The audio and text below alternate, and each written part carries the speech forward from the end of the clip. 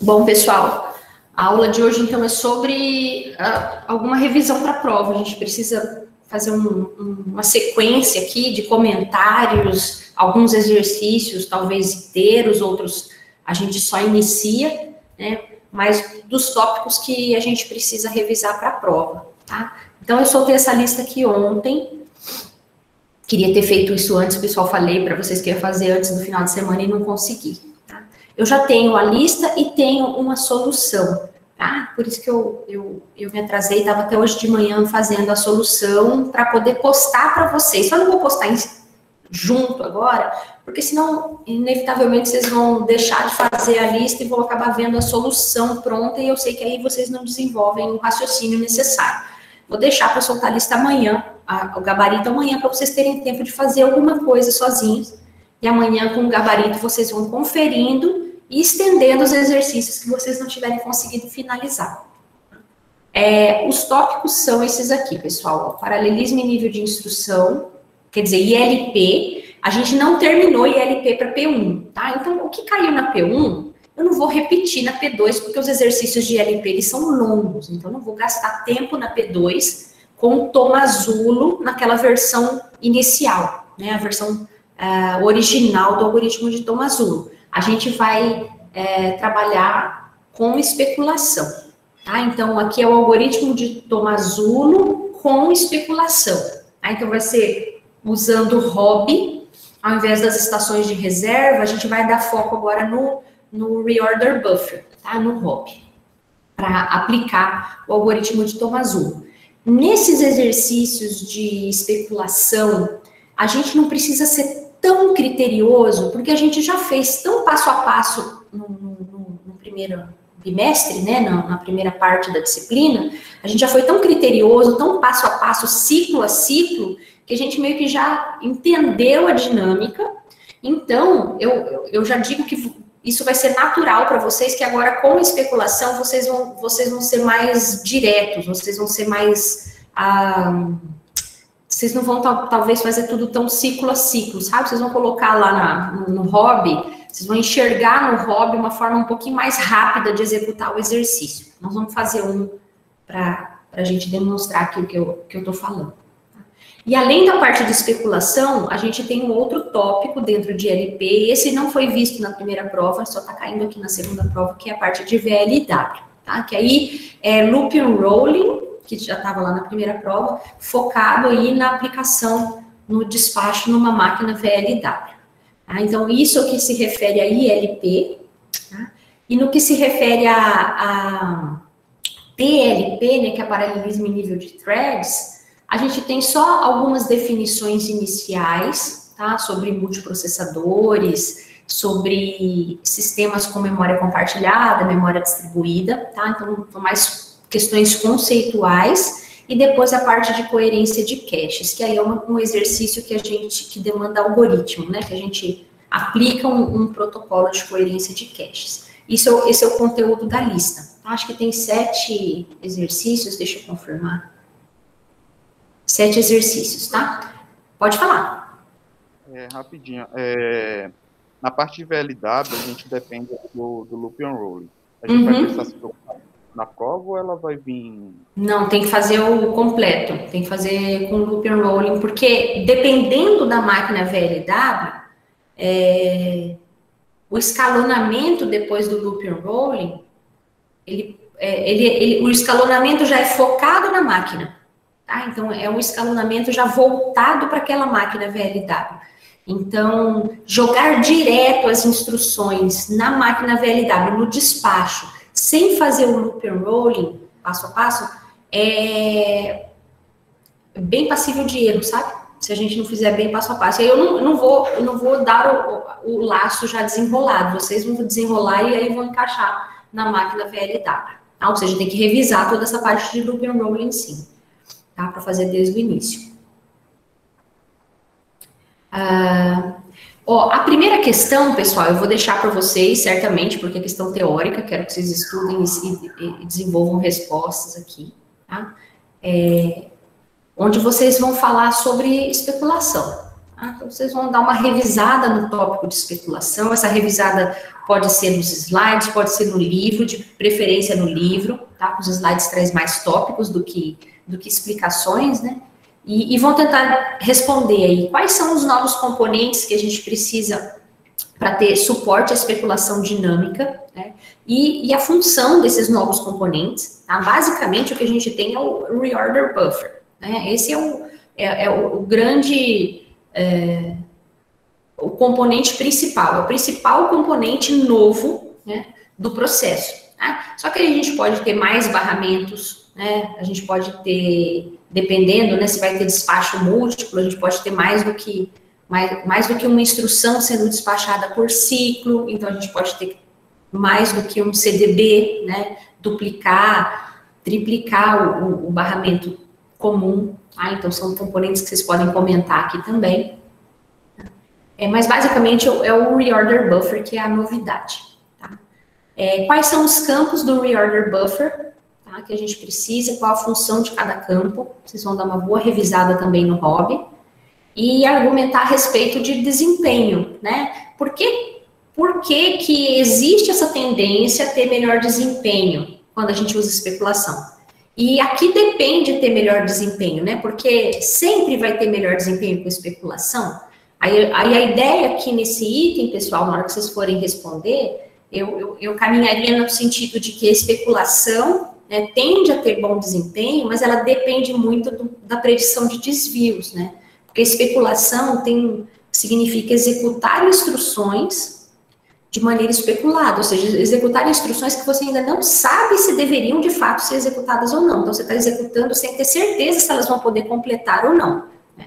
Se baseada numa predição, baseada numa previsão do que vai acontecer num determinado desvio. Né? Se o desvio acontecer, ou se o desvio não acontecer, né, de fato, né, comparando isso com a sua previsão, né, a previsão que gerou aquele código especulado, né, você pode ter que cancelar instruções. Né? Então, tem um custo de cancelamento alto. Né? Então, a especulação tem bom desempenho quando o seu preditor de desvio tem uma taxa de acerto muito alta. Né? Porque se a gente errar muito a predição de desvio, a especulação pode não garantir bom desempenho, pode inclusive deteriorar o desempenho da aplicação. Né? Já que se você errar muito, você vai jogar muitas instruções fora, você vai fazer um flush, né, que a gente chama flush no hobby, limpar o hobby toda hora, né? Executar um monte de instruções e de repente falar, não, puxa, não devia nenhuma ter sido executada, limpa todo. Aí limpar o hobby todinho e começar tudo de novo, executar as instruções corretas. Se a gente tiver que fazer isso toda hora, ou seja, todas as predições estiverem erradas muitas vezes, pode começar a piorar o desempenho e não melhorar, tá?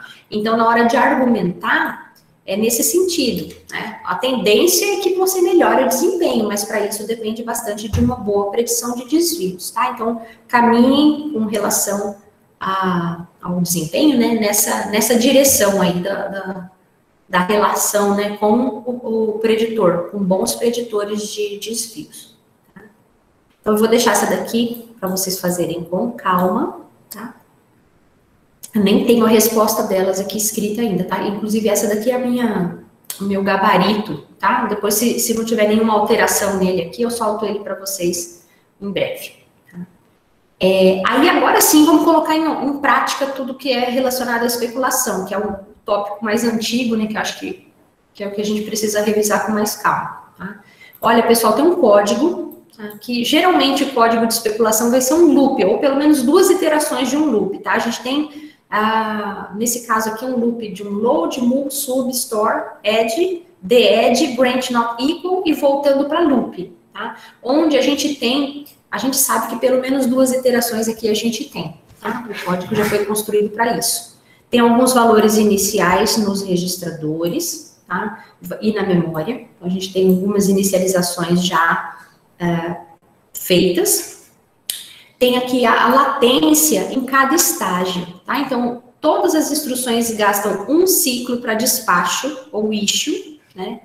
Então, um ciclo para issue, 2 ciclos o load gasta 2 ciclos para execução, o store gasta 1 ciclo para execução, add, sub e branch gastam 2 ciclos, mul e div gastam 8 ciclos. Tá?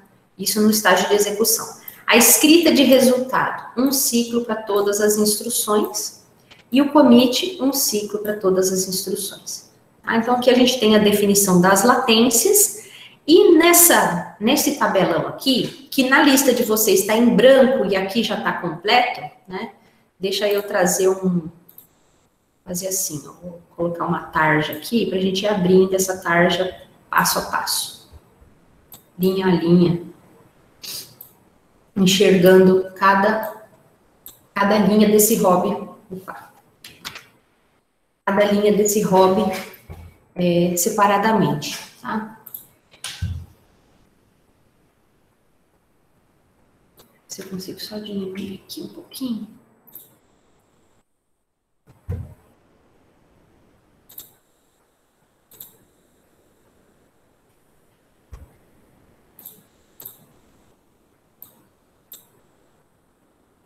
Não sei se eu vou conseguir com essa tarja aqui manter ela o tempo todo. Vou colocar algum texto aqui, senão ele não deixa.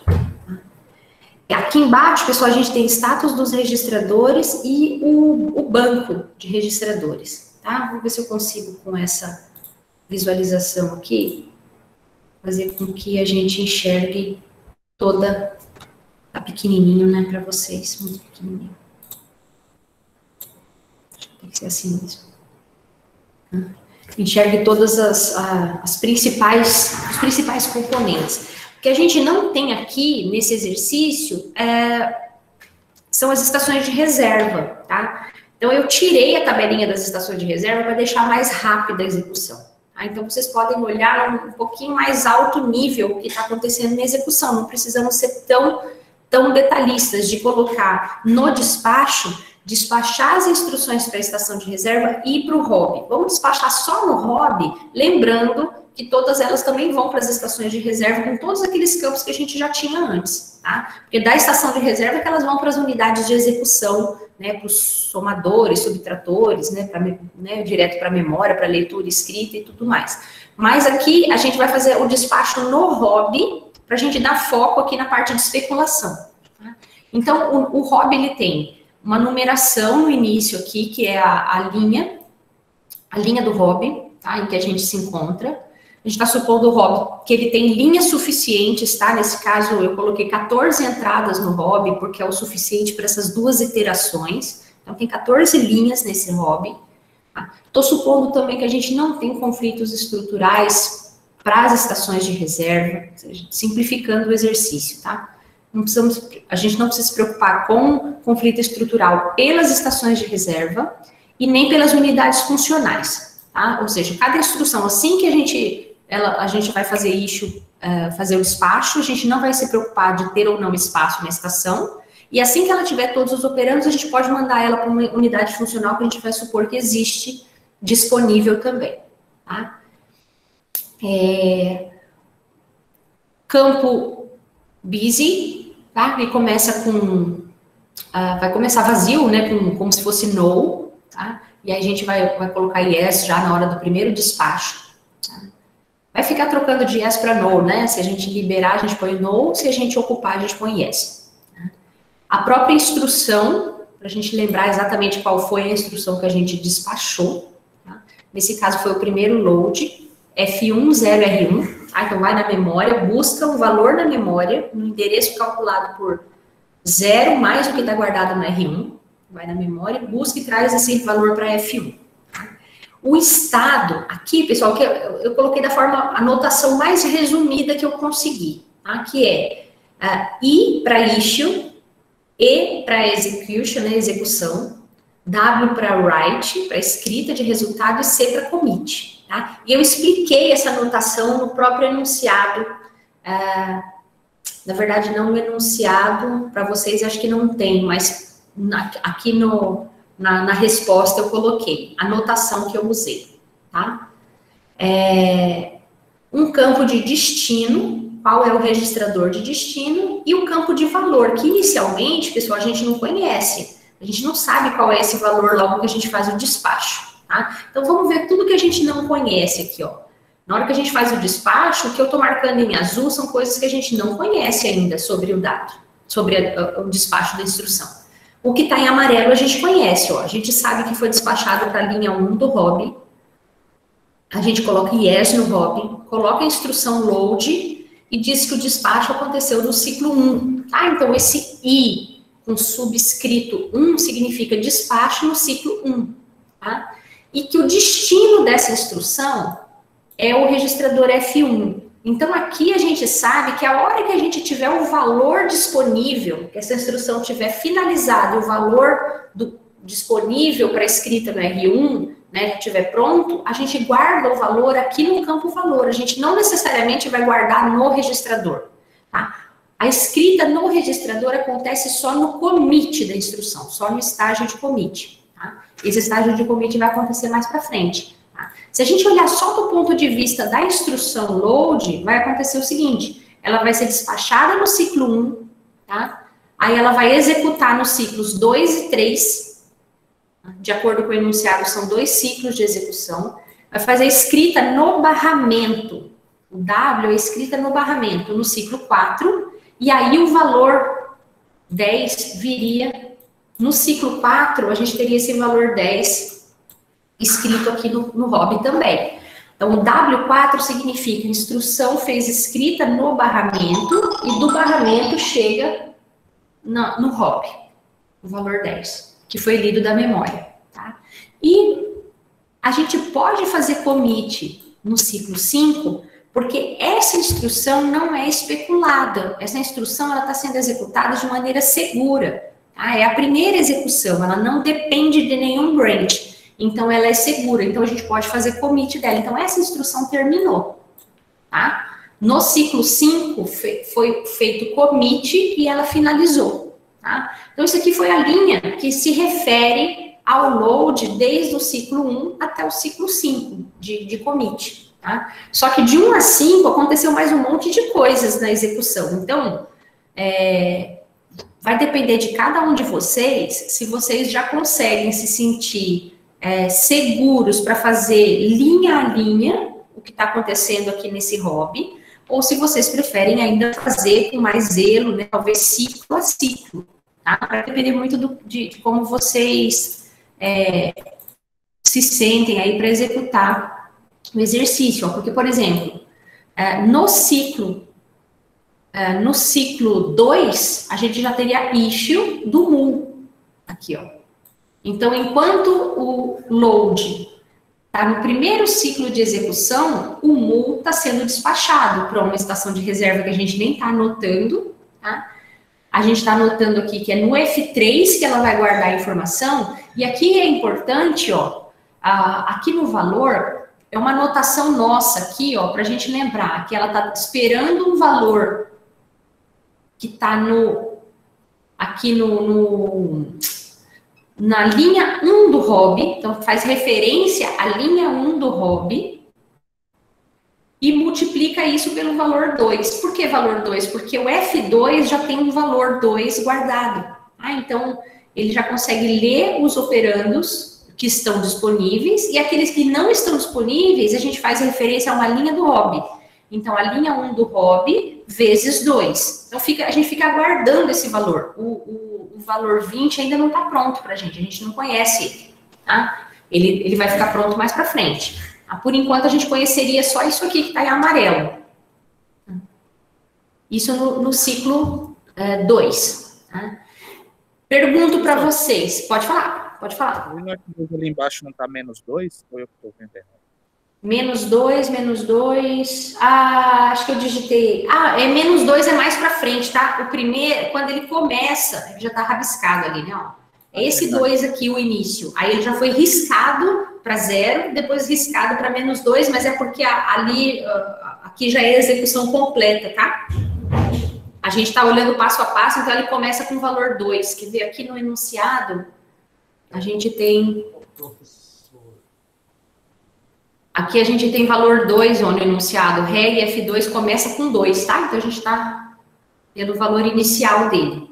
Professor, pode falar. Na primeira vez lá que ele usa o hobby, no valor que ainda não seria 10, ele seria o... Aí já atualizaria o estado dos registradores? Ó, aqui, ó, se a gente tiver com o nosso contador de tempo, vamos pensar que a gente está no ciclo 2, a gente não conhece ainda o 10, tá? Eu tinha falado do valor 10 se a gente tivesse ido até o ciclo 5, mas se a gente tiver... Se tivesse entre o 2 e o 3, que é a execução, aí ele ficaria marcado como F1, né? Ia ficar vazio o campo valor e o campo destino é F1, mas o campo valor fica vazio. Não, só para me entender, por exemplo, tá F1, lá no status dos registradores, tá lá o cerquilha 1. Sim, exatamente, aqui, ó, isso aqui. Ah, não, então tá. Tá? Ciclo a ciclo, é isso que aconteceria. O cerquilha 1 significa, o F1 vai ser produzido pela instrução que está na primeira linha do hobby. É isso que significa. Eu risco ele, vai pro banco lá o valor. Isso mesmo, exatamente. Exatamente. Ó, o que está em amarelo aqui no banco é o que estava era no início, tá? Ó, 1602. Era o que a gente tinha no início. Deixa eu ver se alguém escreveu no chat aqui.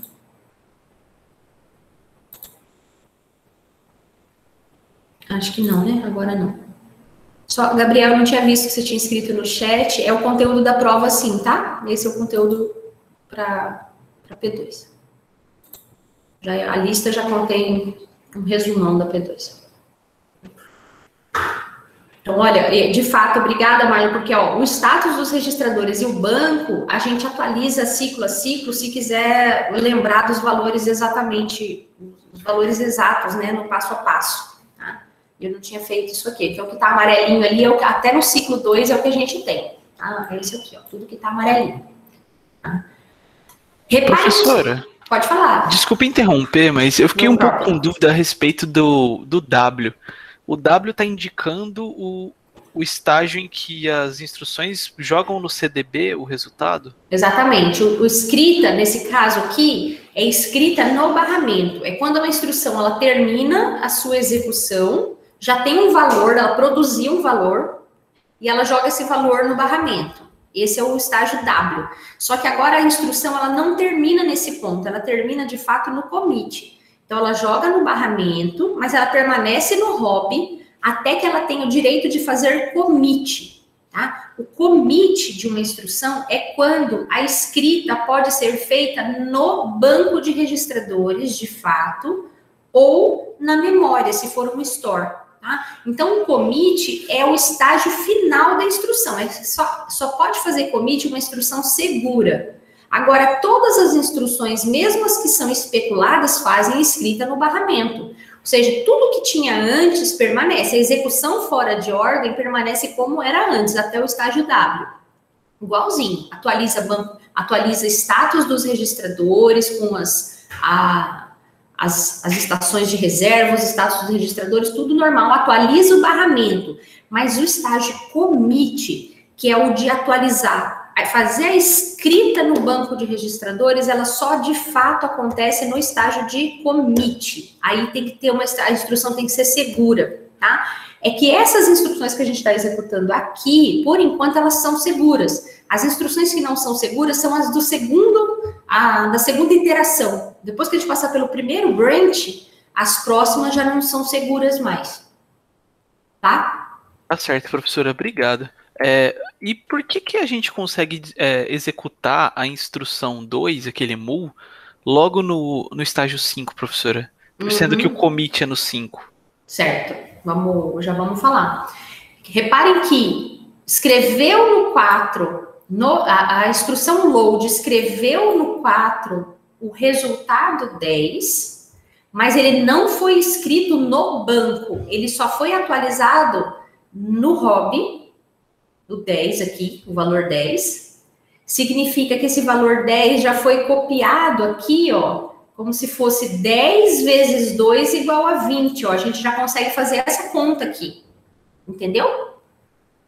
Que não é feita aqui, nesse campo aqui é só como se fosse uma observação pra gente, mas na execução aqui, ó, significa que quando Na verdade, assim, ó, quando o W4 acontece, quando o load escreve no barramento no ciclo 4, no final do ciclo 4, todas as estações de reserva e o hobby já atualizaram as suas... Todo mundo que dependia da linha 1 do hobby agora já tem valor 10, tá? Aí a instrução mul já pode entrar em execução. Repare que em execução ela não vai poder fazer commit, tá? Ou seja, tá vendo que aqui a execução tá toda especulada? Ela pode acontecer de forma especulada, desde que a gente não coloque o commit. O commit tem que acontecer de forma segura. Todo mundo pode produzir resultados e passar para as próximas instruções. O que não pode é deixar a escrita nos registradores acontecer, tá? A escrita no F1 vai acontecer só no ciclo 5. Essa daqui, ó. Essa escrita no F1 vai acontecer no ciclo 5. Mas no ciclo 4, já teve escrita no barramento. No ciclo 5, o mul já pode estar usando aquele valor do barramento no ciclo seguinte. Né? Igualzinho a gente tinha lá no Tomasulo. Deu para entender a ideia? Deu para entender, professora. Obrigado. Tá, então, do W4 foi no barramento, atualizou a estação de reserva do mul. No 5, ele já pode usar e entrar em execução. A gente está supondo que tem um multiplicador disponível lá para ele executar. Então, do 5 ao 12, ele já pode executar a multiplicação, né? Deixa eu ver se eu não contei errado. 5, 6, 7, 8, 9, 10, 11, 12. É isso mesmo, 8 ciclos, tá? Agora, o commit, de fato, do F1, só no ciclo 5, tá? Aí, a escrita do mul vai acontecer lá no W13, né? A escrita do valor 20 produzido pelo mul vai acontecer no 13. Isso significa que qualquer outra instrução que estivesse dependendo da linha 2 do hobby já poderia atualizar as suas estações de reserva e no ciclo seguinte entrar em execução, independente do commit do mul. Tá?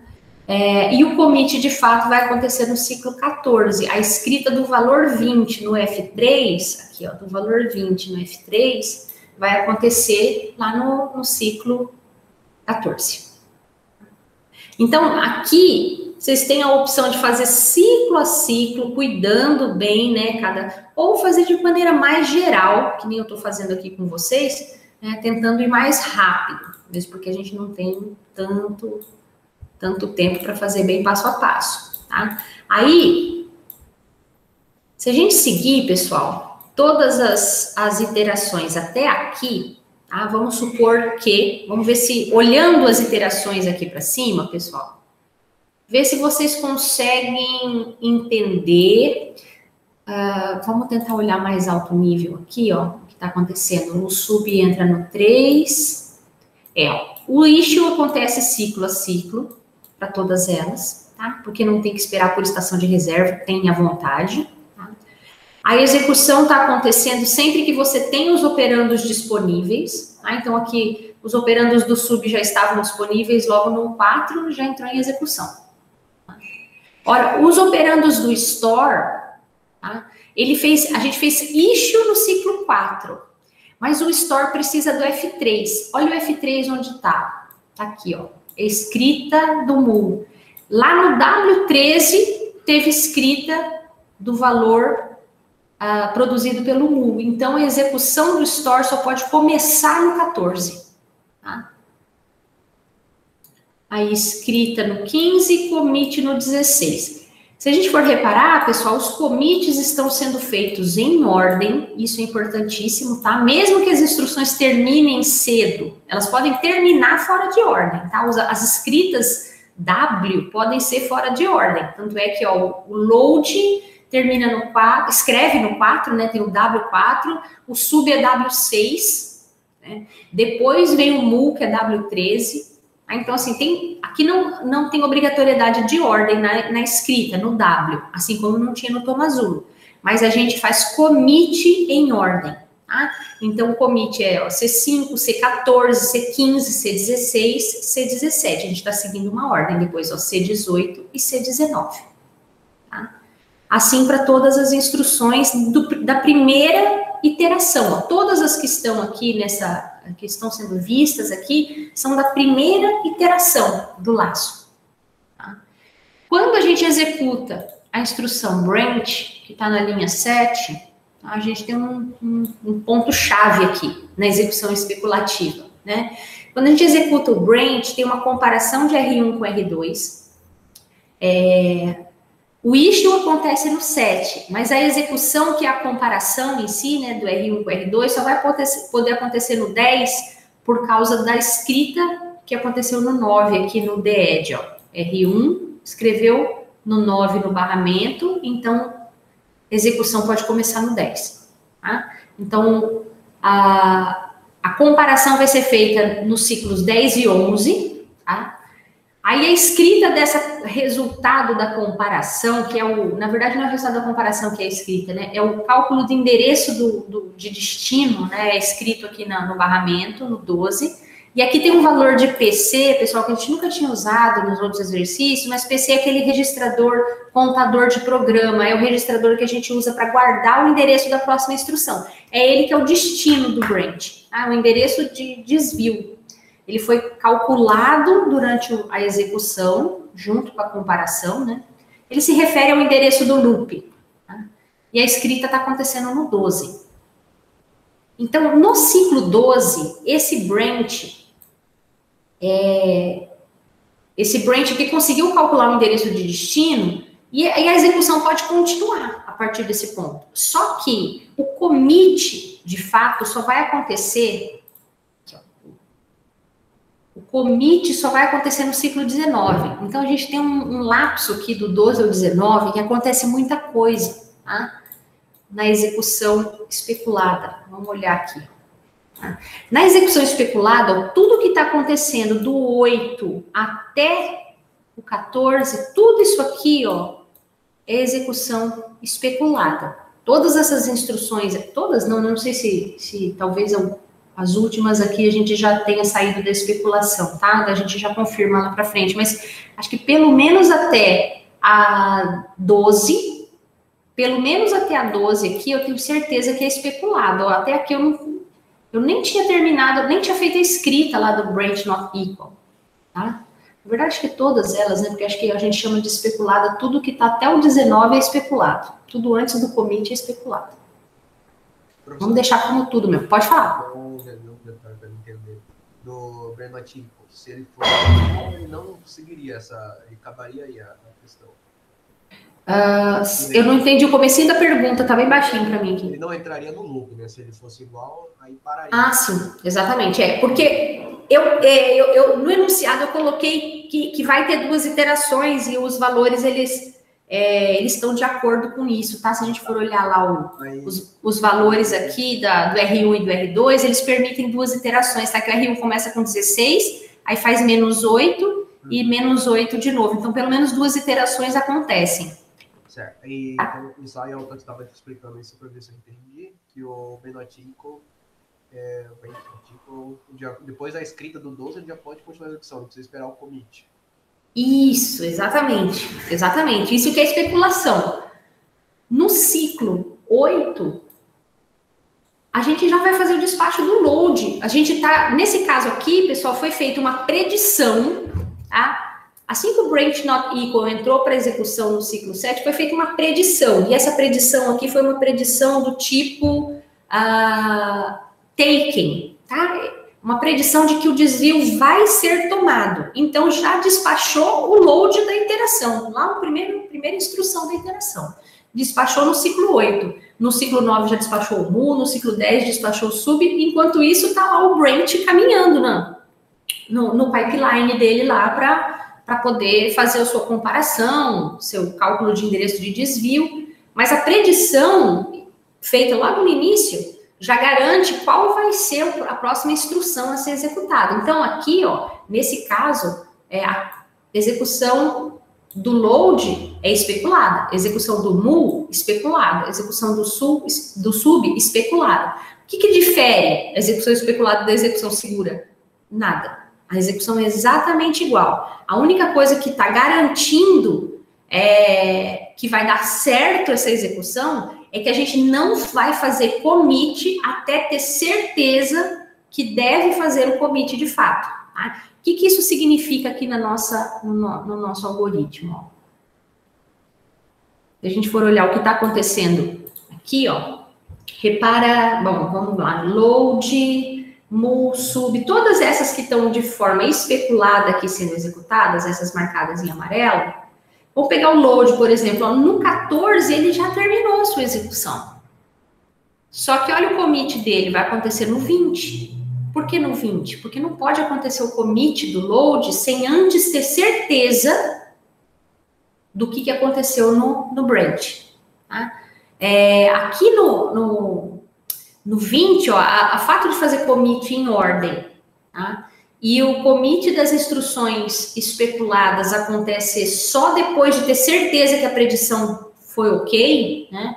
Garante que vai dar certo a execução. Ou seja, no ciclo 19, o endereço de destino, né, na verdade aqui, ó, no W12 o endereço de destino foi salvo no PC baseado numa predição, tá? Mas no ciclo 19, o branch not equal faz commit, ou seja, finaliza a sua execução, garantiu o final da execução do commit. É a maneira mais segura agora eu posso fazer commit das outras instruções também, posso fazer commit do load, commit do mul, commit do sub, tranquilamente, de todas as instruções que estão no hobby terminando. Qual que seria o problema aqui? Vamos supor que a gente não tivesse ou tivesse feito uma predição incorreta. Esse não é o caso do algoritmo, tá? Mas vamos supor. Supondo predição incorreta, tá? Se a predição for incorreta, que eu acho que não é o caso desse exercício aqui, que ali ele fala que tem 2 iterações pelo menos, mas supondo incorreta, ó, reparem que no ciclo 19, todas essas linhas do hobby já estão vazias, tá? Todas essas linhas do hobby já foram esvaziadas, porque todas as instruções aqui do hobby terminaram. Ah, já foi não para todo mundo aqui, porque assim que fez commit, você pode tirar do hobby, tá? No ciclo 19, o que está no hobby é o que está na linha 7 até a 14, apenas. Tá? Aí chegou à conclusão que a predição foi incorreta. Tá? Quando a gente diz, ó, predição incorreta, a gente pode jogar fora tudo que está no hobby daqui para baixo, porque todo mundo está dependendo desse branch. Esse que é o ponto-chave. Isso é quando a predição foi incorreta. Jogar fora significa para tudo, limpa o hobby e começa a execução de novo. Que é limpar o hobby. Ó, o que está no X aqui, eu vou limpar, e o que está em amarelo, marcado em amarelo no hobby, já era limpo, já estava vazio, tá? Já estava com não no campo busy. Então, eu já fico com o hobby vazio, posso começar a execução correta de novo, tá? Essa é a forma mais segura, e a gente fazer isso depois do commit, tá?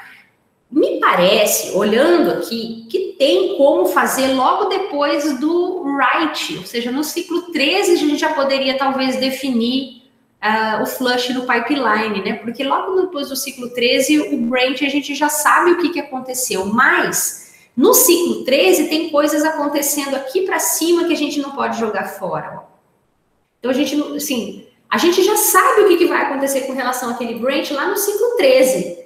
Mas a gente não pode fazer flush no pipeline no 13, porque tem coisas acontecendo aqui para cima que são seguras, são instruções seguras, a gente tem que esperar todas elas terminar. Agora, no ciclo 19, a gente pode fazer flush no pipeline, joga fora todo mundo que tem aqui para baixo. Tá? Então, essa é a forma mais segura de trabalhar com a especulação. Tá? No commit da instrução branch, a gente define se vai permitir o commit de todas as instruções que dependem dele dali para baixo, ou se a gente vai fazer flush no pipeline. Tá? E a gente só pode tomar decisões, ó, entre um branch e outro, né? Porque entre esse branch e esse branch aqui, ó.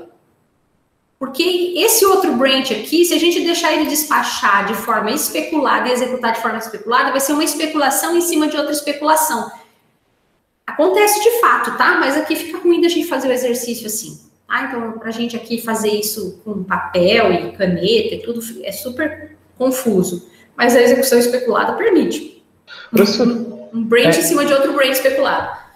Uma pergunta. Então, quando a gente faz o flush, a gente não tem como fazer o flush a partir de uma posição do Rob? Ou vai ele inteiro, ou não faz o flush? Ele apaga inteiro. Ele apaga inteiro. Repare o seguinte, ó, é importante a sua pergunta pelo seguinte, ó, o Rob é como se fosse uma fila circular, tá? Então, o Rob, ele tem a seguinte característica, ó, vou marcar em azul a ocupação do Rob aqui para vocês seguirem, ó. Vamos supor que ocupou a 1, a 2, a 3, a 4, a 5, a 6, a 7, a 8. Aí, vamos chegar aqui no branch. Chegamos no branch. Vamos supor que nesse momento aqui começou também a fazer commit daquelas primeiras. Então, eu vou apagar alguns azuis lá em cima. Mas à medida que está apagando alguns azuis lá em cima, está fazendo issue de outros aqui embaixo. E é isso que vai acontecendo numa fila circular. Vamos supor que eu chegue aqui na última linha 14 e tenha que fazer um novo issue. Tem espaço no Rob. Ele vai para cá, ó. É uma fila circular. Se tivesse uma outra instrução despachada aqui, se a gente fosse seguir a execução depois daquele branch, a gente teria outra instrução executada aqui, porque é uma fila circular. Tá? Só que ela ainda depende, ela está dependente desse branch aqui, ó. Então, ela também é especulada.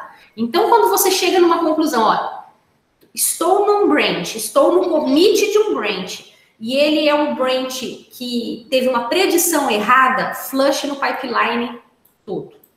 Joga fora. Tudo que está no pipeline. Tudo que está no pipeline, não. Tudo que está no Rob. Tá? Porque até aquelas instruções que estão lá em cima, ó, se elas existem, elas já são instruções que subiram pela fila circular, entendeu? Elas também são dependentes do branch. Então, flush no pipeline é esvaziar e começar a dar um de novo. Entendeu a ideia? Entendi. A loucura.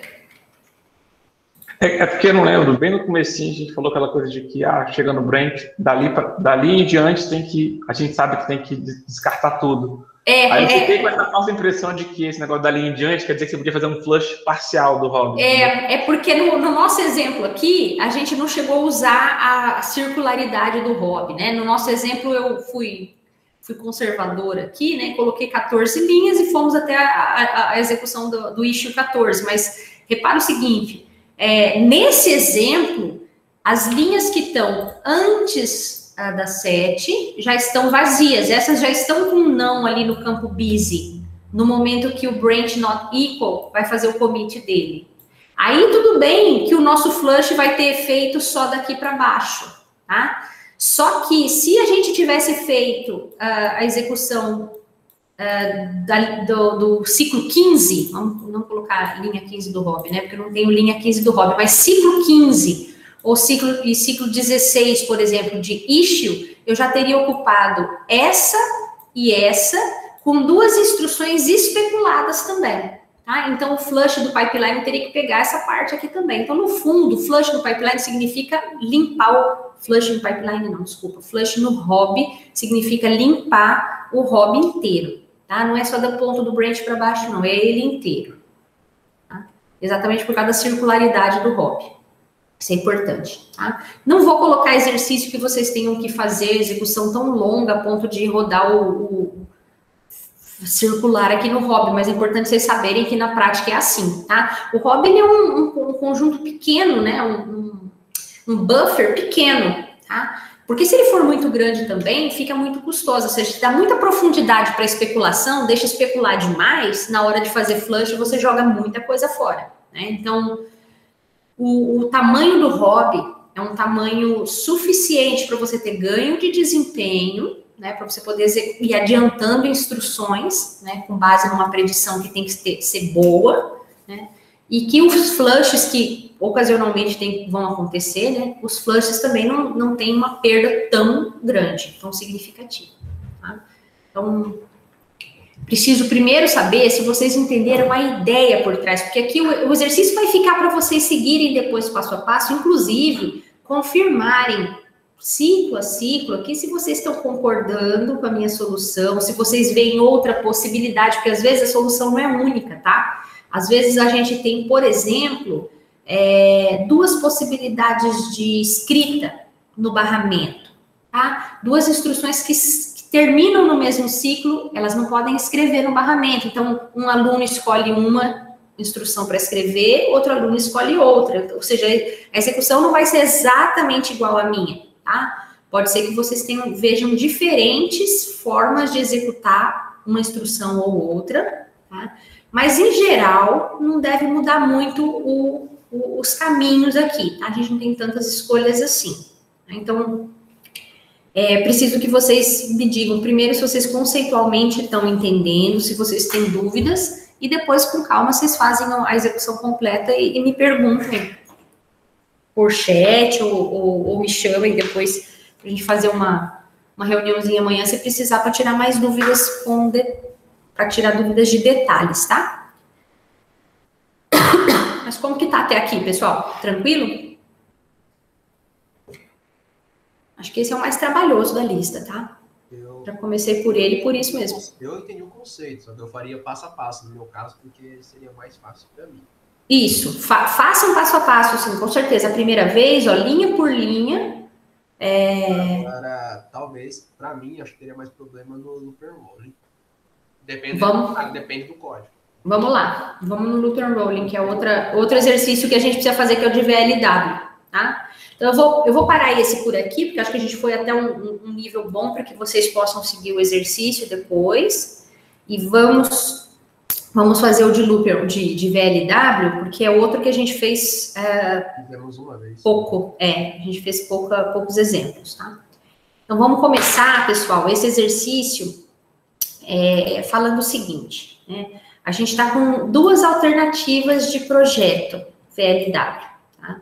Já vou adiantar, assim, que nenhuma das duas alternativas vai dar muito bons resultados, tá? A gente vai ter duas alternativas mais ou menos. Teria uma terceira alternativa melhor, depois a gente pode conversar sobre ela, tá? Mas essas duas alternativas, elas diferem numa coisa só. Bom, primeiro, ambas têm 5 slots, tá? Ou seja, o tamanho dos slots é exatamente o mesmo, tá? São 5 slots de instruções. Ou seja, eu consigo despachar 5 instruções por ciclo, tá?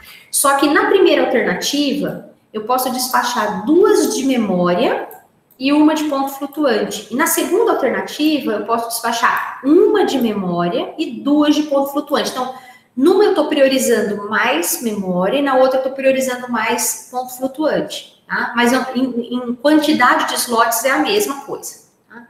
E uma operação de inteiros ou desvio no 5º slot. Então, eu tenho aqui, ó, nessa tabelinha, eu sempre vou ter que fornecer para vocês, tá, de alguma maneira, informações sobre as latências. Então, se a gente tiver uma instrução load que produz um dado, né, e uma de ponto flutuante que lê aquele dado, a gente precisa deixar um ciclo entre essas duas instruções, ou seja, um stall entre elas. Tá? 2 de ponto flutuante, um stall. Uma de ponto flutuante e um store, 2 stalls, um int e qualquer outra instrução, não precisamos de stall. Estamos supondo que tem forwarding que garante aí um pipeline sem stalls. Tá? Esse é o trechinho de código que a gente vai executar, é um loop. A gente está supondo que esse loop executa 100.000 vezes, tá? Para dizer que ele executa bastante. Então, qualquer ciclo que a gente poupe, né, no loop vai ser significativo quando a gente olhar a execução completa. E a gente quer tentar argumentar no final qual é a melhor alternativa, se a 1 ou a 2. Então, a gente vai ter que jogar essas instruções nos slots da alternativa 1 e jogar nos slots da alternativa 2 e tentar comparar as duas soluções, tá? Aí tem um passo a passo para vocês não errarem, tá? Então, o passo a passo vamos fazer o loop and rolling com fator 2, tá? Só para todo mundo fazer o exercício da mesma maneira. De repente, fator 3 seria melhor, fator 3 acho que seria ruim, mas 4 talvez se fosse melhor, não sei. Mas vamos fixar o fator 2 para ficar curto o exercício e escalonar as instruções. Tá? Aí vamos jogar numa tabelinha da alternativa 1, depois jogar na tabela da alternativa 2 e depois falar um pouquinho sobre desempenho nos 2 casos. Campainha tá tocando, galera! Em caso tem que mandar mensagem via telefone para os outros. buscar um banho. Ah, tá. Você pode abrir? Pode pegar. Ó, eu fiz uma solução aqui, pessoal, sem loop and rolling, tá?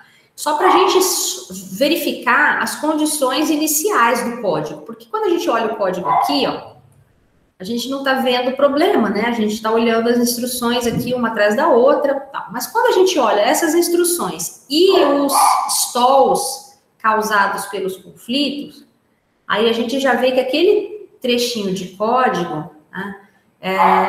Aqui tem uma... acho que até aqui, né? Termina num store, deixa eu ver. Termina num the edge, store. Ó, até aqui é como se fosse uma iteração, e aqui a segunda iteração, e aqui o controlezinho do laço, tá? Ó, tem um stall entre load e edge, um stall entre edge e sub, 2 stalls entre sub e store, e nenhum stall entre o store e o load próximo, porque não tem conflito. Tá? Entre essas aqui tem conflitos, tá? Por isso que a gente seguiu a tabelinha das latências, tá? Colocando aqui os stalls e o loop and rolling de fator 2, tá? A gente já vê aqui a quantidade de stalls total, tá? A gente teria 4 stalls em cada iteração original, executando 100.000 vezes, tá? Com o loop and rolling, 8 stalls, 1, 2, 3, 4, 5, 6, 7, 8 stalls, executando 50.000 vezes, ou seja, a gente não ganhou em nada com relação à quantidade de stalls, só fazendo o loop and rolling, tá? Então, o loop and rolling em si não traz grandes ganhos, tá? Aqui a gente fez mais do que o loop and rolling só, tá? A gente fez o loop and rolling e eu já renomeei os registradores, ó, F0 no primeiro, F7 no segundo, na segunda parte aqui da iteração, F1, F8, F2, F9, tá? Então, já teve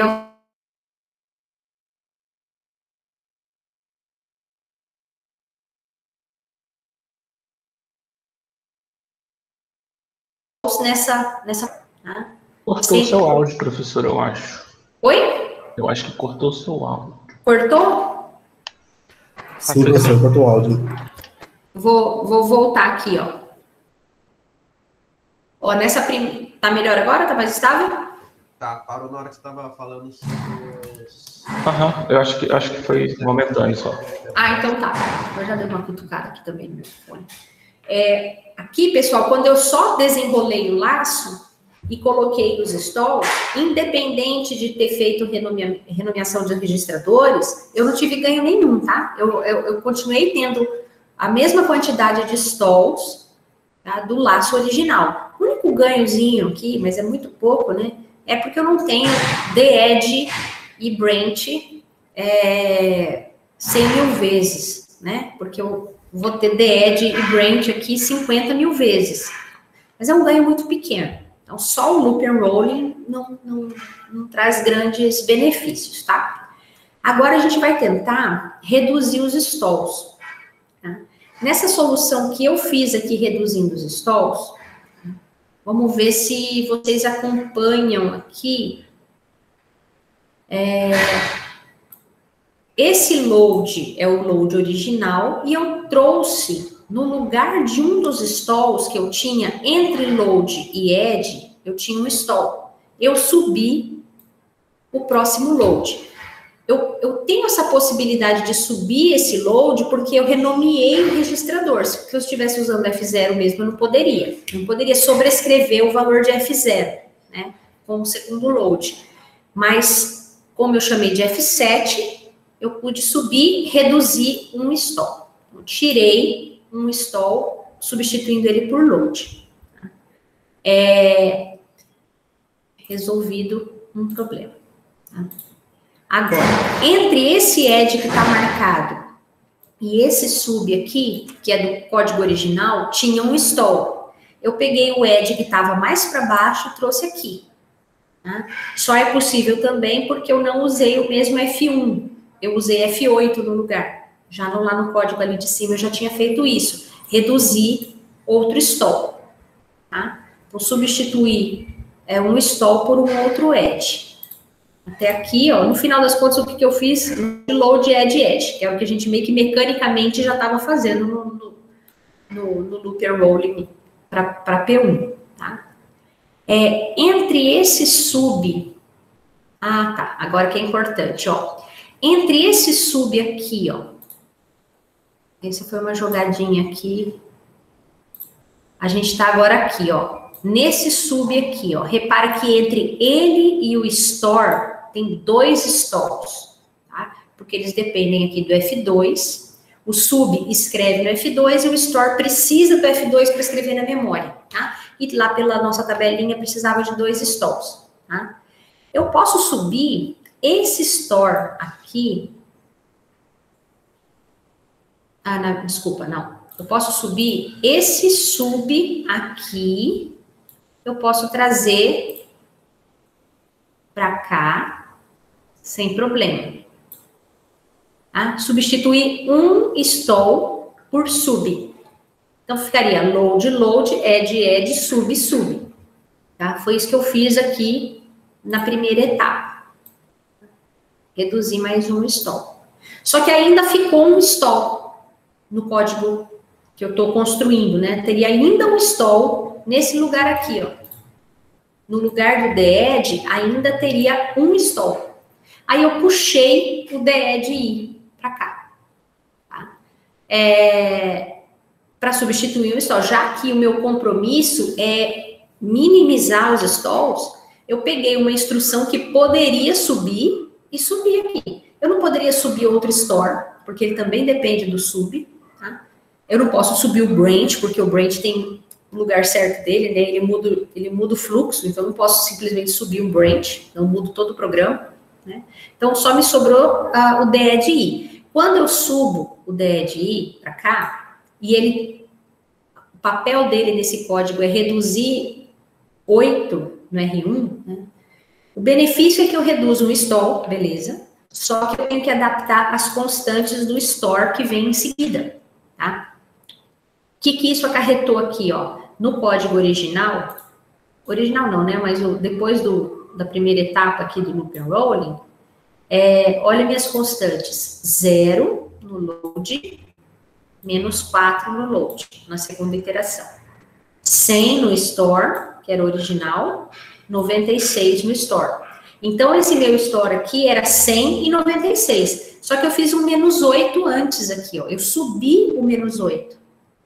Então, eu vou transformar 8 aqui nessa constante que seria 100, para ela ter o mesmo efeito que se o dead estivesse abaixo do store.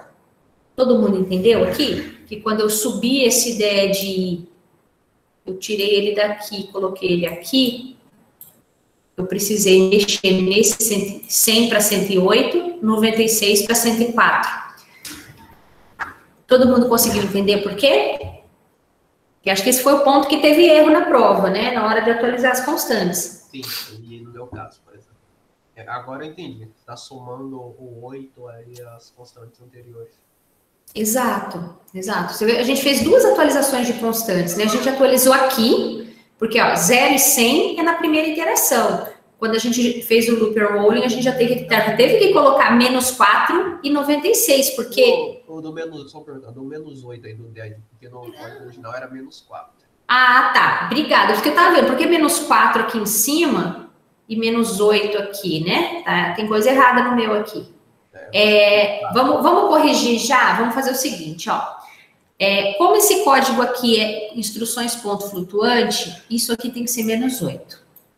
Para fazer sentido, tá? Então, vai mudar bastante coisa aqui, ó. Aqui vai ser... É importante eu não soltar antes da aula a lista, porque sempre acho detalhes aqui, tá? Aqui a gente vai ter que fazer menos 16 aqui embaixo, tá? Então, por que, professora, menos 16? Por que não menos 8? Porque aí não fez modificação. Não, mas aqui, ó, no código original, esse meu menos 4 tá errado, tá? Porque é o seguinte,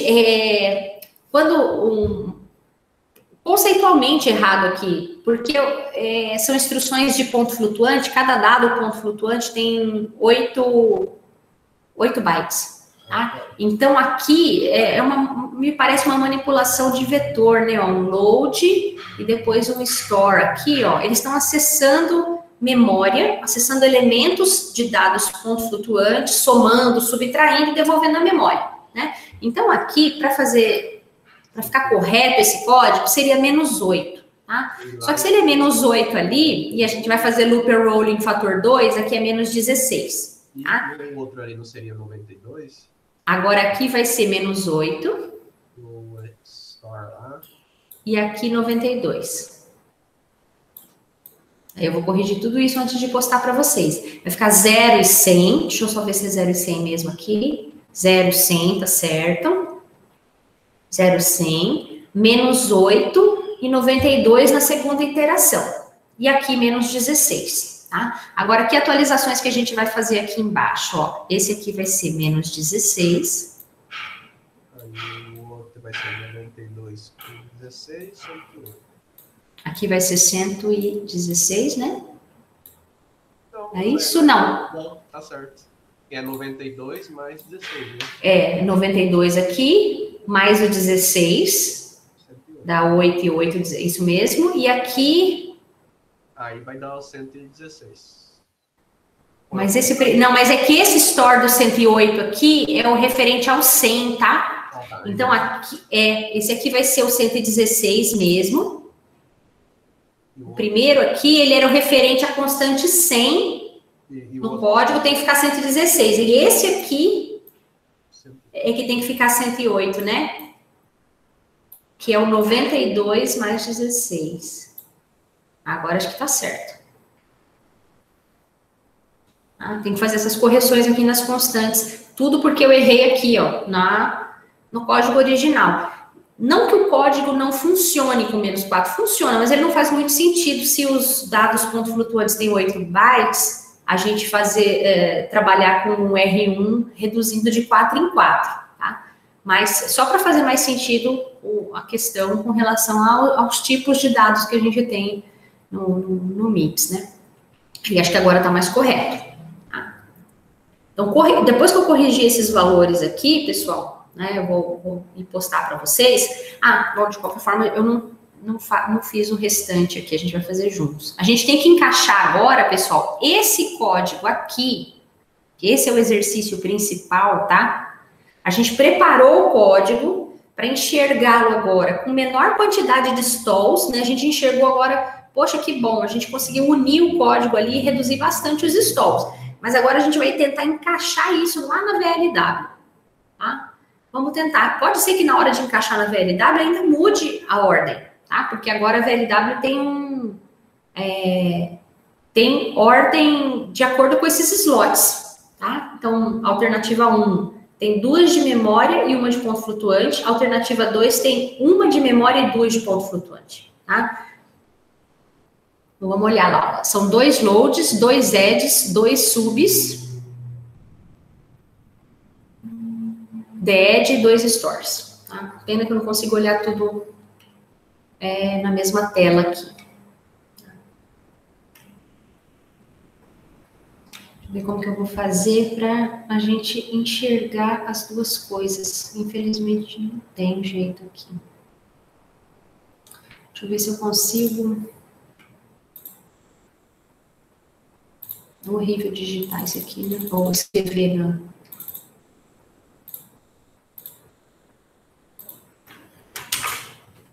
Vou colocar só o comecinho da instrução, só para a gente lembrar qual que é a instrução. Uma é F0, outra é F7.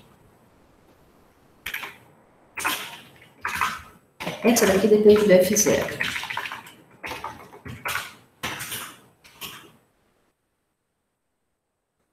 Essa daqui depende do F0.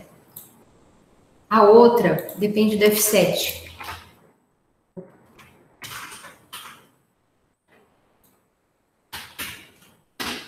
Como a gente tem 2 slots, eles podem ir em paralelo. Tá? Na segunda alternativa, já não consigo, porque eu tenho aqui, ó.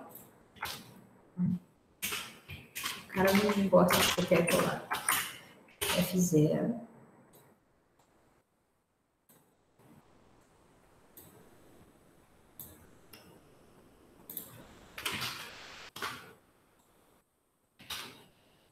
F7.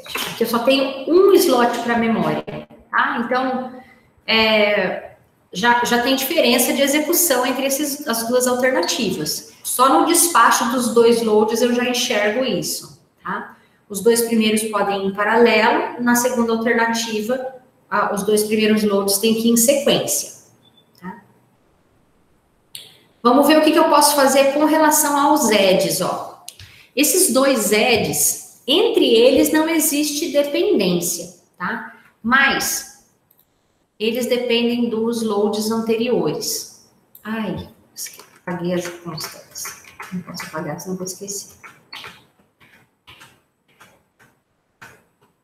Esse riscão aqui.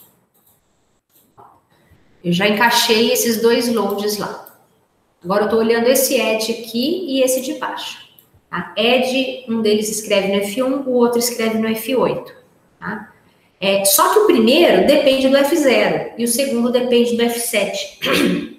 Então,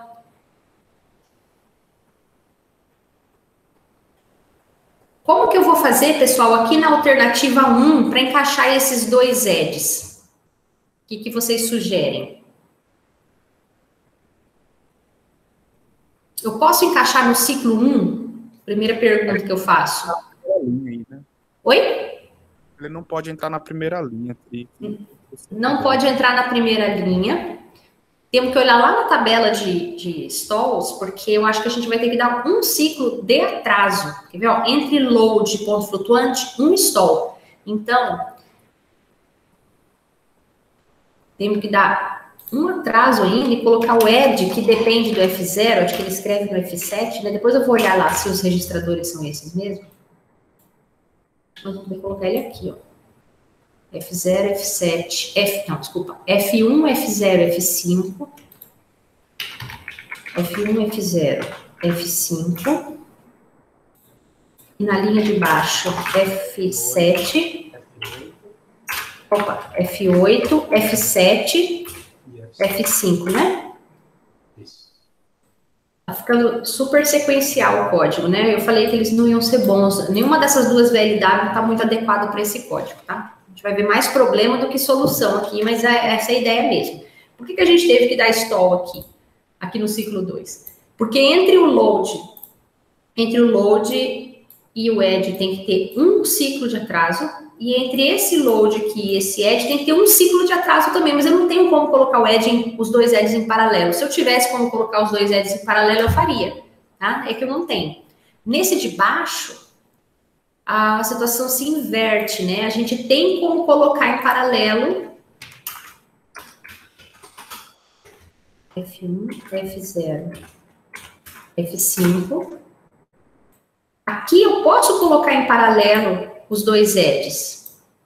Só que, com relação aos slots, eu posso, eu tenho espaço. Mas olha aí, agora eu tirei o stall que eu tinha. Eu tenho que manter um stall entre. Tem que ter o stall, né?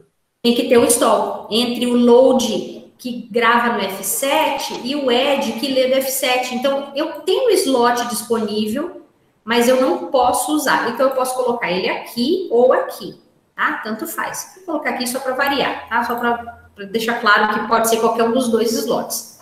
Tá? Eu não consegui ganho nenhum no final das contas, né? 1, 2, 3, 4 ciclos até agora e aqui também 4 ciclos. Mas por que o do FP1, do Alternativa 2, ele não tem que ter um stall também?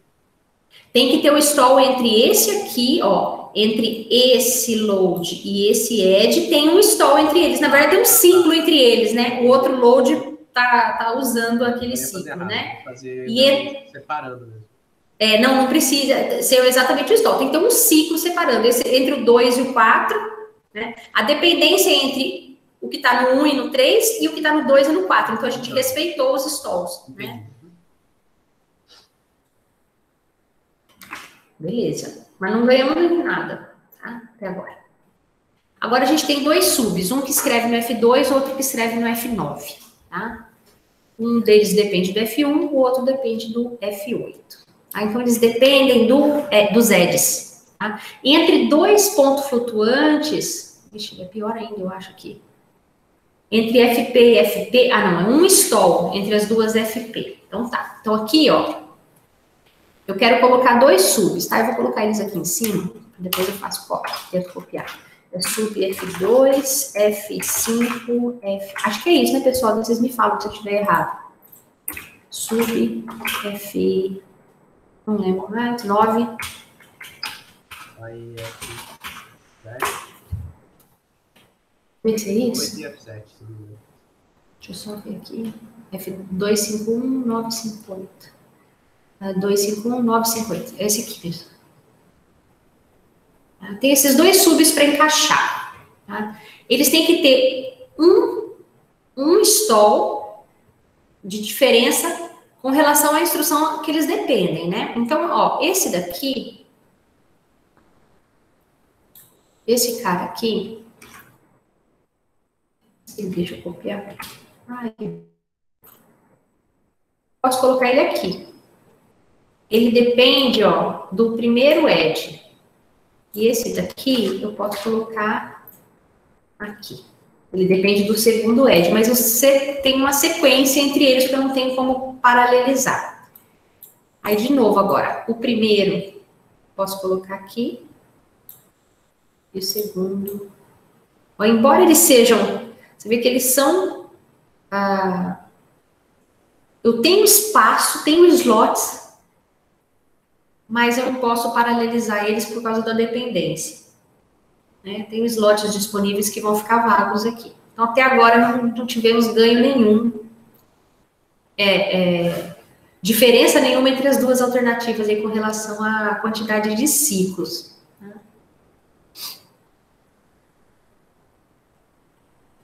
Eu tenho que encaixar 2 stores, o DED e o branch. O branch eu não tenho muita escolha, o branch fica por último, sabe? Então, vamos tentar encaixar os 2 stores primeiro.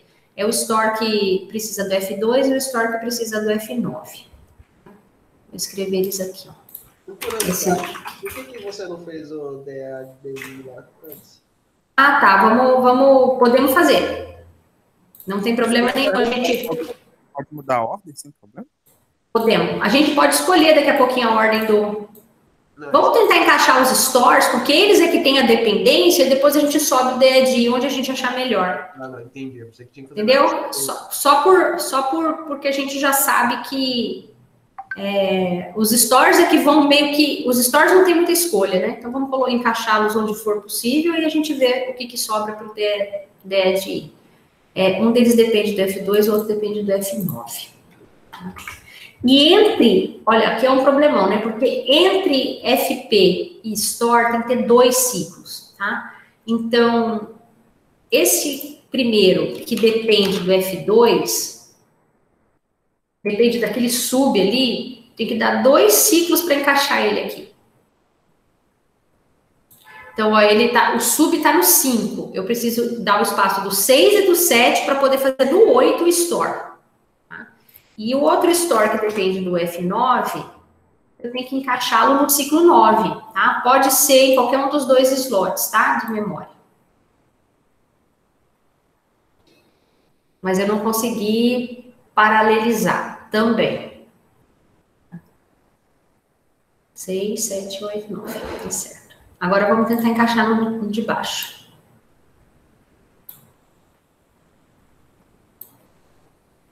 Aqui vai poder ir no 8.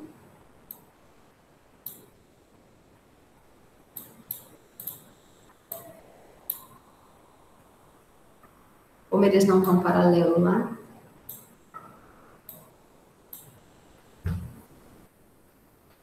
Dois ciclos aqui também. Como eles já não estavam paralelos lá em cima, não tivemos como paralelizar embaixo também. Opa, desculpa.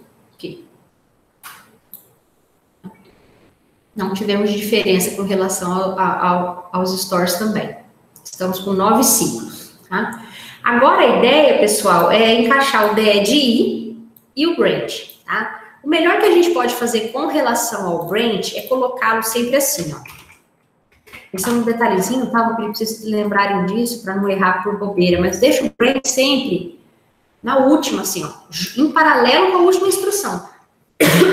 Todas aquelas que causas que têm dependências, que é load, add, substore, né? Essa sequência de dependências, elas limitam ali, elas dão um limite mínimo ali de ciclos, né? Então, o mínimo é 9 ciclos. Então, vamos tentar colocar o branch not equal no ciclo 9 também, tá? Não vamos colocar ele no 10, não. Vamos colocar ele no 9. E aí, a gente coloca o DED onde a gente achar melhor aqui. Para seguir aquele código que a gente já tinha antes, com aquelas constantes, vocês podem colocá-lo aqui, ó. Porque daí, aquelas mesmas constantes que vocês fizeram nesse código aqui, vocês podem manter no código final, aqui, se encaixar o DED aqui. Tá? Agora, se deixar o DED ir para baixo, daí tem que mexer nas constantes. Né? DED, vamos ver as duas opções aqui. Ó, se o DED vier aqui, as constantes se mantêm iguais a do exercício anterior, lá da solução anterior. Sequência abaixo do sub, né? Exatamente. Nesse daqui, ele está logo abaixo do sub mesmo, ó, DED. Eu já tinha percebido, lá no meu escalonamento sequencial, já tinha percebido que subir o DED poderia ajudar, né? Já tinha reduzido um stall aqui no código sequencial. Quando eu encaixei aqui, essa mesma lógica acabou se mantendo, tá? Não é que sempre vai acontecer isso, mas nesse caso deu certo. Subiu o DED aqui, eu vou poder usar as mesmas constantes que a gente tinha feito no código escalonado para esse store da 8 e da 9 aqui, e da 8 e da 9 aqui, porque o DED está antes, tá? Agora, se eu descesse o DED para a primeira linha do store, por exemplo, ciclo 8, aí eu só atualizaria a constante referente ao ciclo 9. Seria do próprio DED. Do outro store. Aqui, ó. Vamos supor que eu colocasse o DED em paralelo com esse store aqui, ó. Aí a constante fica 108 nesse store, e não 116. Não é 108, né? O valor que ela tinha, o valor original dela, que eu já nem lembro mais qual que era aqui. Né? E porque aí eu mexi no lugar do DED, coloquei ela em paralelo. Se ela vai em paralelo, eu não mexo na constante do store. Mas se ela vai antes, aí tem que mexer na constante do store que vem depois. Tá? Então, só para facilitar, para ficar o mesmo código anterior, as mesmas constantes do anterior, eu vou colocar lá no 7. Aí eu fiz aqui, olhando, você vê, a gente aqui está fazendo um papel de compilador, mas a gente tem muita vantagem, né? Porque a gente está olhando o código como um todo e olhando os slots, assim, estaticamente, né? Bom, o compilador tem as vantagens dele, porque ele também está fazendo isso estaticamente, mas tem outras regras aí, né? Tem que criar regras gerais para qualquer código, tá? No nosso caso aqui é só um quebra-cabeça que a gente vai tentando obter ganho, né? No nosso caso aqui, pessoal, foi proposital o fato de que eu fiz 2 exercícios em um, tá? A intenção era essa, para não ter que repetir depois o exercício para outro código. Fiz 2 exercícios em um. A gente fez 2 alternativas de projeto, onde a gente teve 2 slots de memória em um, e no outro a gente teve 2 slots de ponto flutuante. Só que como eu aumentei slots de um tipo e diminuí no outro, né, no final, para esse código, eu não tive absolutamente nenhum ganho, tá? Se a gente for olhar aqui, ó, a gente parou em 9 ciclos de despacho, né? Eu despachei 9, deixa eu ver, 1, 2, 3, 4, 5, 6, 7, 8, 9, 10 instruções, se a gente for olhar, ó, 10 instruções em 9 ciclos. Isso chama IPC. O IPC de uma iteração... O IPC de uma iteração foi 10 por 9, foi perto de 1, tá? Próximo a 1. Não ganhei muita coisa. Quase que uma instrução por ciclo, porque eu tô tendo muita sequencialização, né? O load, depois edge, depois sub, depois sub. Eu tenho um código sequencial aqui. Não aproveitei em nada a VLW, tá? Eu praticamente não tive paralelismo. Eu consegui um paralelismo aqui em cima. Vê se eu não... que eu posso estar igual aqui se eu tive paralelismo em cima e não tive embaixo? Tem alguma coisinha que não tá batendo, hein? Olha aqui, pessoal, eu acabei de reparar uma coisa, né? A gente tem um paralelismo por causa aqui do ciclo 2, né, professora? Linha 2, lá na primeira alternativa, que teve que ficar parado.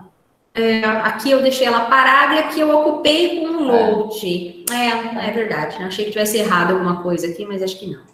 É que a primeira teve o paralelismo no load, né? Mas eu não pude aproveitar para despachar edges antes, né? Então, no final das contas, deu na mesma. É por isso mesmo.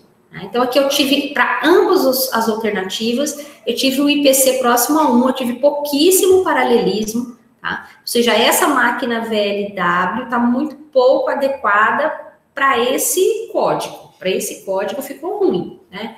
Se vocês tivessem que me sugerir uma mudança nesse código aqui, ou uma mudança no sistema como um todo, ou no loop and rolling, ou na quantidade de slots, no tipo dos slots, o que vocês poderiam sugerir como possíveis melhorias? Seria uma terceira alternativa. O que vocês me diriam? Eu acho que se tivesse duas ali na VL, em vez de um desvio, fosse outra aritmética, né? A gente conseguiria colocar aqueles ADD paralelos, aqueles subparalelos, né? E aí você ganhasse um pouquinho. Que, resumindo, é 2 de memória e 2 de ponto flutuante, né? A gente tentar paralelizar as de memória, como na alternativa 1 a gente conseguiu, e poder paralelizar os 2 EDs, e poder paralelizar os 2 subs, né? Talvez tivesse alguns ciclos aí de ganho, 2, 3 ciclos de ganho, né? Já daria o IPC um pouquinho melhor, né?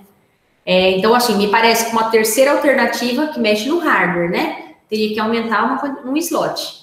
2 de memória e 2 de ponto flutuante para esse código aqui, parece que daria um resultado bem melhor, tá? Talvez, não sei, se tivesse paralelismo esse paralelismo, né, 2 de memória e 2 de ponto flutuante, talvez o loop and rolling mais profundo, né, um loop and rolling 4, também conseguisse aproveitar melhor, porque daí esses espaços, esses stalls, que são muitos, né, a gente teria mais instruções para tentar encaixar. Acho que, como a gente conseguiu fazer esse exercício aqui praticamente inteiro, eu vou dar como sugestão para vocês, ó, na hora de continuar ele, ou rever, né? Tentem uma alternativa 3. Assim, 2 slots para memória, 2 slots para ponto flutuante, 1 slot suficiente, né? Para inteiro ou branch, tá? E tentem fazer um loop and rolling fator 4, tá? A gente sabe que é possível, porque eu falei lá que são 100 mil iterações, né? Então, a gente sabe que fator 4 dá para fazer. Tentem fazer o loop and rolling fator 4 com esse novo hardware com slot a mais, porque eu acho que vocês vão ter um IPC melhor. Calcular IPC de cada iteração.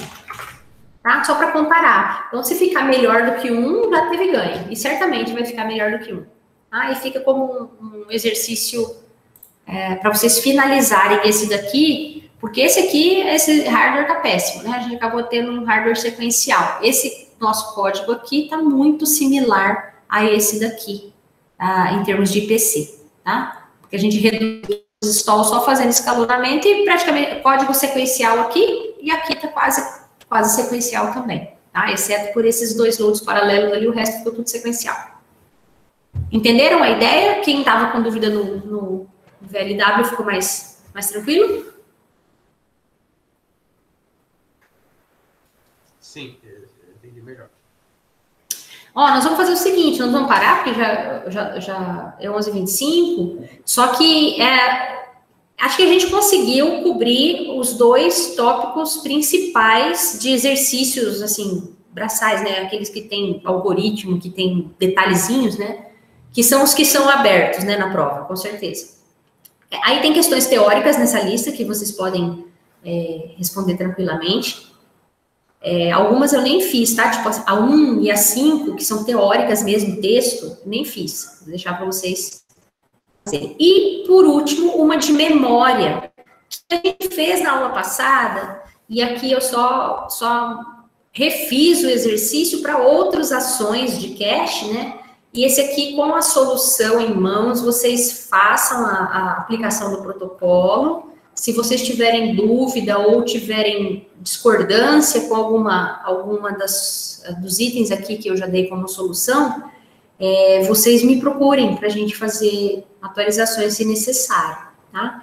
E o que nós podemos fazer, pessoal, é amanhã, se vocês estiverem precisando de um plantão, algum horário, se tiver muitas dúvidas, a gente faz uma tarde, um horário fixo de plantão, para quem quiser tirar alguma dúvida, tá? Só que eu fico esperando, vou esperar as demandas de vocês. Se vocês estiverem precisando, a gente marca um horário e fica online aqui para poder atendê-los, tá? E se vocês estiverem tranquilos aí com relação aos exercícios e não estiverem me procurando, a gente se encontra na quinta para fazer a prova, tá?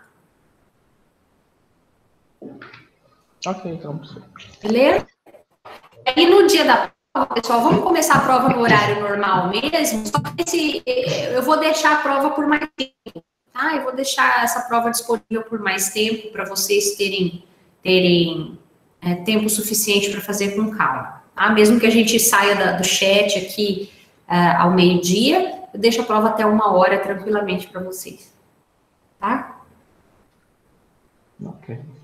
Ok? Professora. Oi? Aquele dia da prova, eu acho que não foi só comigo, mas teve algumas coisas que acabou me atrapalhando, porque assim, no meio da prova, alguém falava alguma coisa, né? Ah, professora, eu acho que é assim. Aí a gente tava indo por um lado. Aí quando alguém ia e falava alguma coisa, aí bagunçava a cabeça da gente todinha. Aí, tipo assim, se dessa vez não puder ficar fazendo, seria bem bacana, porque aí não atrapalha, sabe? Você diz não ter dúvidas aqui durante o chat? Oi, professor, só para clarear. Não, acho que dá para deixar assim, mas o pessoal escreveu no chat ali, que às vezes o áudio... o áudio atrapalha. A gente fica tão atento na prova, né, sabe? E Isso. aí, às vezes o áudio, o pessoal tava cantando questões ali, aí ficava perturbando. Né? Aí a gente tava indo por um lado. Aí na hora que alguém falava alguma coisa, aí talvez nem era a nossa questão, porque tinha questão diferente, né? Mas a gente já ficava naquela dúvida. Não, mas pode ser a nossa. Aí a gente já ficava com a cabeça toda bagunçada. Aí foi uma coisa que acabou também atrapalhando um pouquinho. Mas assim, se a gente tirar a possibilidade das dúvidas, assim, mesmo por chat, eu acho que já vai ajudar bastante. Mas se a gente tirar essa possibilidade, vai dar BO, porque às vezes tem coisas que eu preciso ter o acesso aqui à turma para poder falar durante a prova, para poder, às vezes, fazer uma correção, alguma coisa. Então, acho que é inevitável a gente ter esse canal. O que a gente pode fazer é realmente cortar áudio, áudio, assim, o mínimo possível de interação por áudio e usar o chat para isso. Acho que já vai ajudar. Aí, e não é obrigado a ficar aqui presencialmente no chat, tá? A questão de estar aqui no Meet é uma opção para vocês, mas quem quiser pegar a prova lá no AVA, submeter pelo AVA no horário que está marcado ali, sem entrar aqui no Meet, não tem problema nenhum. É que eu não aconselho a fazer isso, porque vocês viram aquele dia. Ontem a Bianca estava aplicando prova no AVA e simplesmente ontem caiu a internet, caiu todos os sistemas da UFMS, a prova dela foi cortada no meio. Né? Então, se o aluno não está no chat para a gente poder falar o que fazer, o aluno fica perdido na hora, né? Sem saber o que... Pois é, onde caiu a rede da RNP. Ontem caiu todo o sistema, no meio da prova, cortou. Então, se a gente não tem um canal para os alunos, o aluno que ficar em casa tentando fazer a prova, tentar submeter, tá sem o AVA, vai ficar louco. Né? Então, acho que tem que ter o chat, não é obrigatório. Mas aí mandem a gente faz só por texto, para poder, quem quiser ficar só concentrado na prova, olha o chat de vez em quando, né?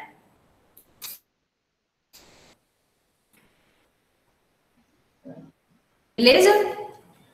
Também Nada, então, professor. Ok, então. Então tá bom. Ó, um abraço para vocês. E eu fico esperando as demandas de vocês de dúvidas. E eu, da minha parte, eu vou só botar para vocês. Amanhã eu coloco para vocês o gabarito da lista, tá? Tá, professor. Obrigado. Então tá bom. Um abraço. Até quinta, então, gente. Tchau, tchau. Esse daí que você vai alterar hoje e já mandar, que desses negócios que foi alterado aí. Então, esse gabarito da lista. Não, gabarito não. Só. Eu tenho que trocar aquele -4 por -8, né? Aquele lá eu tenho que trocar aquele -4 por -8 e mandar de volta lá no foi só isso a correção que estava alterada. Eu acho que foi só isso, né? De correção de enunciado. Não, então. Acho que de correção de enunciado foi só isso, mas a solução em si eu vou soltar amanhã, tá? Então tá, bom trabalho, bom estudo para vocês.